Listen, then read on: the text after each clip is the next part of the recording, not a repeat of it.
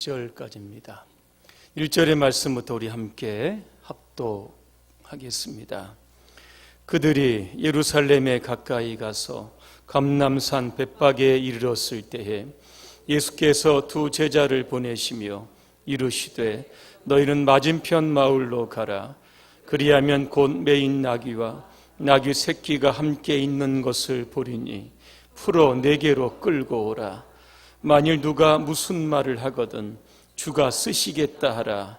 그리하면 즉시 보내리라 하시니 이는 선지자를 통하여 하신 말씀을 이루려 하심이라. 일러스되 시온 딸에게 이르기를 내 왕이 내게 임하나니 그는 겸손하여 나귀 곧 멍에 매는 짐승의 새끼를 탓도다 하라 하였느니라. 제자들이 가서 예수께서 명하신 대로 하여 나귀와 나귀 새끼를 끌고 와서 자기들의 겉옷을 그 위에 얹음에 예수께서 그 위에 타시니 무리의 대다수는 그들의 겉옷을 길에 펴고 다른 이들은 나뭇가지를 베어 길에 펴고 앞에서 가고 뒤에서 따르는 무리가 소리 높여 이르되 호산나 다윗의 자손이여 찬송하리로다. 주의 이름으로 오시는 이여 가장 높은 곳에서 호산나 하더라. 예수께서 예루살렘에 들어가시니 온 성이 소동하여 이르되 이는 누구냐 하거늘 무리가 이르되 갈릴리 나사렛에서 나온 선지자 예수라 하니라. 아멘. 주께서 쓰시는 사람이라고 하는 주제로 말씀을 드리겠습니다. 오늘은 종려주일입니다. 예수께서 어린 나귀를 타시고 예루살렘에 입성하실 때에 사람들이 종려나무 가지를 베어 흔들었다고 해서 거기에서 유래된 것이 바로 종려주일입니다. 이 종려주일의 때는 유월절입니다. 유월절은 이스라엘의 3대 절기 가운데 하나입니다. 흩어졌던 모든 유대인들이 6월절이 되면 반드시 예루살렘을 순례해야 합니다. 성경학자들은 이때 예루살렘으로 찾아온 유대인들의 숫자가 어느 정도 되느냐 그렇게 추정을 해보니까 약 260만 명 정도 된다고 합니다. 260만 명의 추정의 근거는 6월절이 되면 반드시 희생 제물을 바쳐야 되는데 보통 한 마리당 10명을 기본 단위로 해서 바치게 되는 겁니다. 그때의 희생 제물의 숫자를 헤아려 보았더니 25만 6천 마리 정도 된다고 합니다.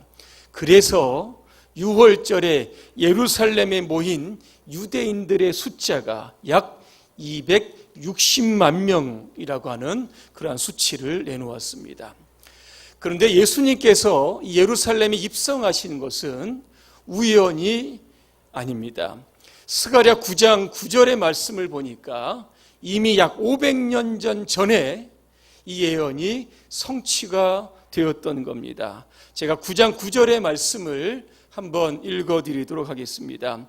시온에 따라 크게 기뻐할지어다. 예루살렘에 따라 즐거이 부를지어다.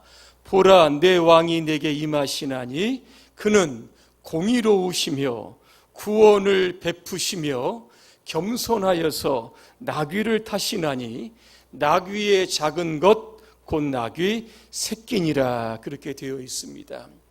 이 종려주일을 시점으로 고난주간이 시작이 됩니다. 광고에서 이미 언급해 드렸던 것처럼 월요일부터 토요일까지 고난주간 특별 새벽 기도회가 시작이 됩니다. 특별 새벽 기도회의 주제는 가상 7원입니다. 골고다 언덕에서 예수님께서 십자가에서 못 박히셨을 때에 하셨던 말씀을 중심으로 설교를 하려고 합니다. 내일부터 이 고난주간에 여러분 특별 새벽 기도에 참여하셔서 우리를 위한 주님의 고난에 적극적으로 동참해 주시기를 부탁을 드리겠습니다. 저는 오늘 본문을 통해서 오늘 본문에 나오는 이 나귀의 그 모습을 통해서 우리가 이 고난 주간을 맞이하면서 어떻게 신앙생활을 해야 될지를 오늘 4가지로 말씀을 드립니다. 첫째로 매여 있는 나귀가 나옵니다. 예수님께서 예루살렘에 입성하시기 직전 벳바게에 도착을 합니다. 그리고는 2 제자를 맞은편 마을로 보내십니다. 그러면서 뭐라고 말씀을 하시냐면 거기에 가면 매인 나귀가 있는데 그 나귀를 풀어오라 그렇게 말씀합니다. 저는 여기서 매인 나귀 도대체 무엇을 상징하는지를 말씀을 드리려고 합니다. 이 사상가 루소는 이런 이야기를 합니다. 사람은 자유롭게 태어나지만 이 땅에 사는 동안 무엇인가에 매여 있다 그렇게 이야기했습니다. 그럼 도대체 오늘 본문을 보면 무언가에 매여 있는 2 종류의 사람들이 나옵니다. 첫째는 민족 해방에 매여 있는 사람들입니다. 오늘 9절에 보니까 앞에서 가고 뒤에서 따르는 무리가 나옵니다. 이들이 소리를 지릅니다. 어떤 소리를 외쳤을까?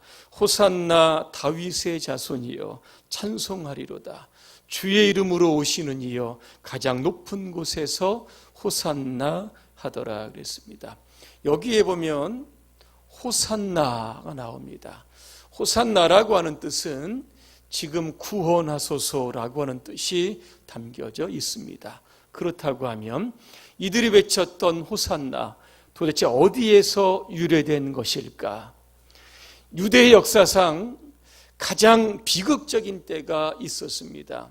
BC 175년 시리아의 왕이었던 안티오쿠스 에피파네스가 예루살렘을 침공을 합니다. 이 안티오쿠스는 이 헬라 사상에 빠져 있던 사람이었습니다. 어떻게 하면 헬라의 문화를 히브리의 문화에 이식시킬까?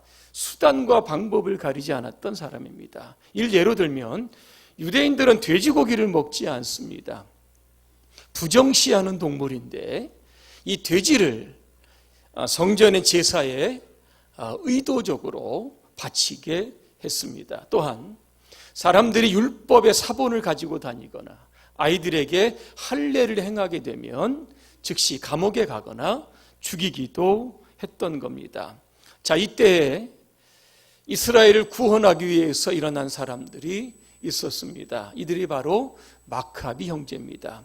BC 167년에 드디어 안티오쿠스를 그 땅에서 몰아내고 이스라엘을 다시 탈원하게 되는 겁니다.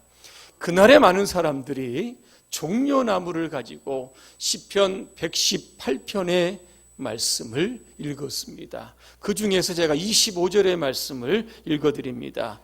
여호와여 구하옵나니 이제 구원하소서. 여호와여 우리가 구하옵나니 이제 형통하게 하소서 그랬습니다. 무리가 예수님을 향해서 호산나를 부른 것은 예수님을 마카비 형제로 그렇게 생각했던 겁니다. 로마로부터 억압당하고 있는 이스라엘 백성들을 구원하는 왕이요 해방의 장군으로 예수님을 환영했던 겁니다. 그들에게 필요한 의식주와 일자리와 부강한 국가를 만들어줄 영웅으로 생각을 하며 모든 무리가 예수님을 환영했던 겁니다. 또 한 무리가 나옵니다. 이 무리는 누구냐면 그 당시에 종교 지도자들입니다. 이들의 특징이 무엇인가 하면 이들은 오직 성공에 매여 있었던 사람들입니다. 자신이 가지고 있었던 기득권을 놓지 않기 위해서 나중에는 예수님을 죽이기까지 했습니다. 구약의 제사장은 항존직입니다. 한번 기름 부어 안수를 받으면 죽을 때까지 봉직을 하게 됩니다. 그런데 예수님 당시 로마는 팔레스틴을 정복하면서 이 대사장직을 항존직에서 임명직으로 바꿉니다. 로마의 정부에 호의적으로 하는 사람들 대제사장으로 임명했던 겁니다.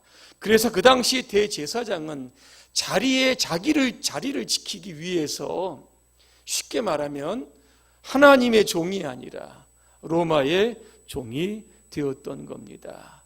이 기득권을 가지고 있었던 그 당시의 종교 지도자들이 예수님께서 예루살렘에 입성하실 때 수많은 인파가 환영하는 것을 보고 자기의 자리에 위협받았다라고 그렇게 생각했던 겁니다.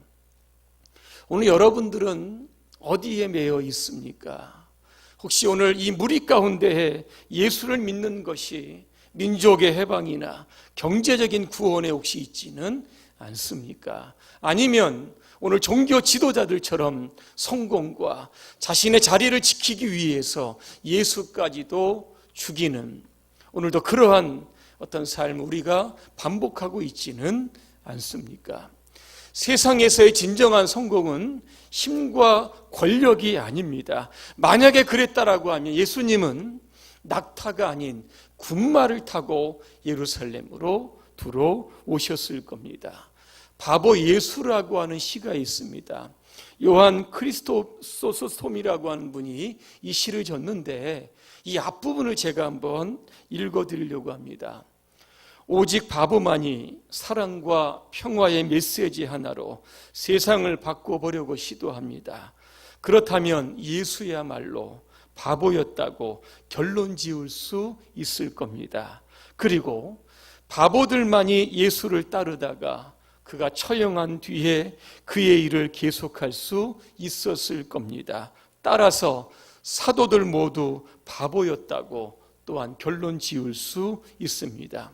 그 바보들이 전하는 메시지를 진지하게 듣고 그것을 받아들이는 일 또한 같은 바보들만이 할 수 있습니다. 그러므로 우리 모두가 바보입니다. 그랬습니다.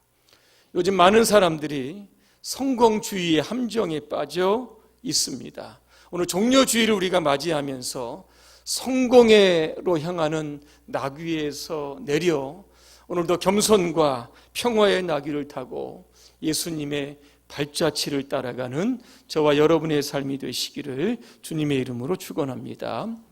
두 번째는 풀어진 나귀입니다.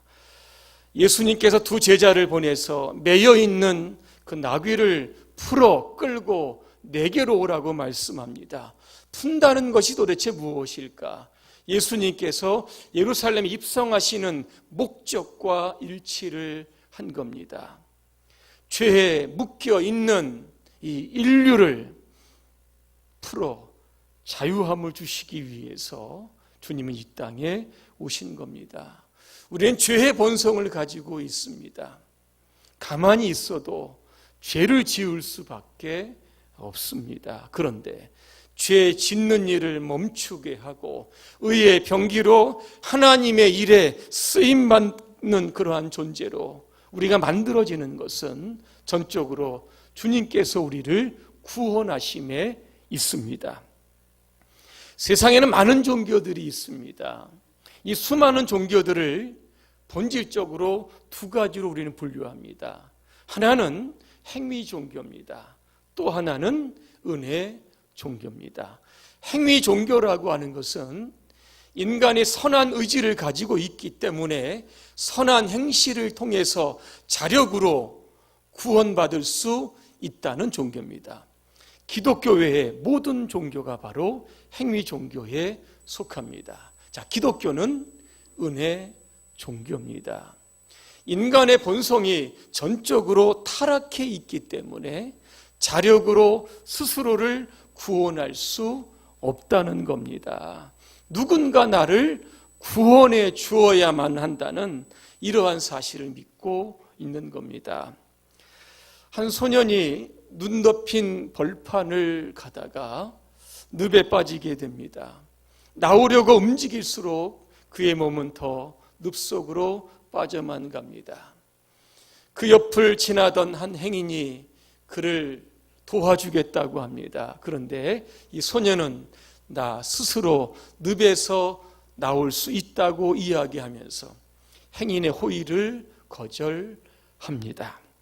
행인은 가던 길을 가고 이 소녀는 그 늪에서 나오기 위해서 발버둥을 칩니다. 시간이 지납니다. 결국 이 소년의 몸은 다 늪에 빠졌고 머리만 남았습니다. 스스로 자기의 몸을 끌어올리겠다고 이 소년은 자기의 머리채를 힘껏 당겨 보았습니다. 그러나 헛수고였습니다. 다급해진 소년은 그 행위를 향해서 도와달라고 소리를 쳤습니다. 여러분, 자력구원이라고 하는 게 무엇일까? 이제 늪에 다 빠져가는데 자기 머리채를 잡아 올리겠다라고 하는 것, 이게 자력구원입니다. 그런데 타력구원은 늪 밖에 있는 누군가 나를 끄집어내는 겁니다. 죄의 늪에 빠져 있는 사람을 끄집어낼 수 있는 분이 누구일까? 바로 예수 그리스도입니다. 그렇다라고 하면 예수님 우리를 구원하시기 위해 이 죄의 문제를 어떻게 해결하셨습니까? 바로 십자가에서 죽으셨습니다. 왜 죽음이라고 하는 것을 선택하셨을까? 이유는 한 가지입니다. 죄의 대가는 사망입니다. 죄를 지으면 죽어야 합니다. 그렇다라고 하면 저와 여러분들은 다 죽어 마땅한 사람들입니다. 그런데 하나님이 세상을 이처럼 사랑하십니다. 죄를 지어도 이 죄를 해결할 수 있는 방법을 통하여 저와 여러분들을 구원하시기를 원하셨던 겁니다. 그래서 하나님은 예수님의 대리적인 희생을 통해서 저와 여러분들을 구원하셔서 하나님의 자녀가 되게 하신 겁니다. 우리는 이 십자가의 사건을 은혜라고 부릅니다. 우리가 구원을 위해 살 수 있는 것이 아무것도 없었는데 그냥 공짜로 주님의 구원을 우리가 받았기 때문입니다. 그래서 이 구원의 소식을 복음이라고 합니다. 복음이라고 하는 것이 바로 기쁜 소식입니다. 이제 우리 모두는 예수 그리스도의 십자가를 통해 죄에 묶여 있고 사탄에 묶여 있고 죽음에 묶여 있었던 우리가 다 이제 풀려난 존재가 되었습니다. 그리고 하나님의 자녀가 되었습니다. 이제 이후로 우리는 하나님을 따라 의로운 하나님의 도구로 살아가야 될 줄로 믿습니다. 세 번째는 예수님을 태운 나귀입니다. 자, 오늘 주님은 제자들에게 매여 있는 나귀를 풀어 끌고 오라고 말씀합니다. 이유가 있습니다. 오늘 3절에 나오는데 만일 누가 무슨 말을 하거든 주께서 쓰시겠다 하라. 그리하면 즉시 보내리라 그랬습니다. 매여 있는 나귀 풀어 끌고 온 이유가 여기에 있습니다. 그 이유는 예수님께서 그 나귀를 타시고 예루살렘에 입성하시겠다라고 하는 뜻입니다. 죄로부터 자유케 된 우리들, 이제부터 예수님을 태운 나귀처럼 예수님께 쓰임받는 인생으로 살아야 됩니다. 샤르트르는 이런 이야기를 합니다. 사람이 자신의 삶의 의미를 발견하기 위해서는 어떤 것으로부터 벗어나야 함은 물론 어떤 것에다 자기 자신을 스스로 잡아매야 한다, 이렇게 되어 있습니다. 바울은 이와 관련해서 이런 이야기를 갈라디아서 5장 13절에서 이렇게 이야기합니다. 형제들아, 너희가 자유를 위하여 부르심을 입었으나 그러나 그 자유로 육체의 기회를 삼지 말고 오직 사랑으로 서로 종노릇하라 그랬습니다. 이번 종려주일에 예수 십자가의 의미를 오늘도 우리가 깊이 생각하며 죄로부터 우리를 자유케 해주신 주님의 의도가 무엇인지를 밝히하라.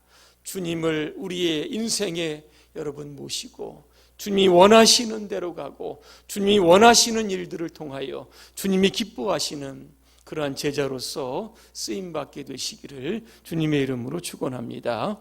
마지막 네 번째는 영광을 받은 나귀입니다. 마가복음에 보면 예수님께서 타신 나귀는 이전에 사람이나 물건을 실어본 적이 없는 나귀입니다. 자, 그런데 예수님께서 이 나귀를 타셨습니다. 예루살렘은 고지대입니다. 오르막길입니다. 날씨는 덥습니다. 예수님을 태우고 가는 나귀, 말을 못해서 그랬지 이게 굉장히 아마 힘이 들었을 겁니다. 저는 예수님을 태우고 예루살렘으로 올라가는 이 나귀를 보면서 우리의 신앙의 모습을 한번 발견하게 되었습니다. 성경은 이 신앙의 길을 가리켜서 좁은 문, 좁은 길, 자기 십자가를 지고 가는 길이라고 했습니다. 이 나귀, 예수님을 태우고 가는 길이 굉장히 힘들고 고난의 길이었지만 그 길에서 사람들이 자기 겉옷을 벗어서 길거리에 깔아놓습니다. 종려나무를 가지고 막 흔듭니다. 그 환영하는 인파를 가로질러서 힘들고 어렵지만 그 길을 가게 되었습니다. 왜 이 나귀가 이런 호사를 누렸을까? 나귀가 잘나서 그랬을까? 그렇지 않습니다. 예수님을 자신의 등에 태웠기 때문에, 예수님 때문에 자신도 환영을 받고 영광을 받았던 겁니다. 우리도 마찬가지입니다. 신앙을 가지고 사는 것 힘들고 고단한 일입니다. 그러나 훗날 우리는 예수님을 일평생 함께 동행한 것 때문에 영광을 받게 될 겁니다. 한 동물원에서 사슴이 이제 새끼를 낳는데 무통분만을 시켰다고 합니다. 그런데 새끼를 낳은 이후에 어미가 새끼를 본척만척했다고 합니다. 해산의 고통을 경험하지 않으니까 모성애가 발휘되지 않았던 겁니다. 고난을 통과하지 않는 영광은 진짜 영광이 아닌 겁니다. 결론입니다. 신앙생활은 어린 나귀가 예수님을 태우고 예루살렘에 입성하는 것과 같습니다. 그 길이 고난의 길이지만 영광도 함께 보장된 길입니다. 우리 모두 주님을 모시고 이 고난의 여정을 기쁨으로 여러분 갈 수 있게 되시기를 주님의 이름으로 축원합니다. 기도하겠습니다. 은혜로우신 하나님, 종려주일에 어린 나귀가 예수님을 태우고 예루살렘에 들어갔던 것처럼 오늘 우리도 주님을 모시고 일평생 주님의 일에 기묘하게 쓰임받게 하여 주옵소서. 예수님의 이름으로 기도합니다. 아멘. 이 시간 성찬 예식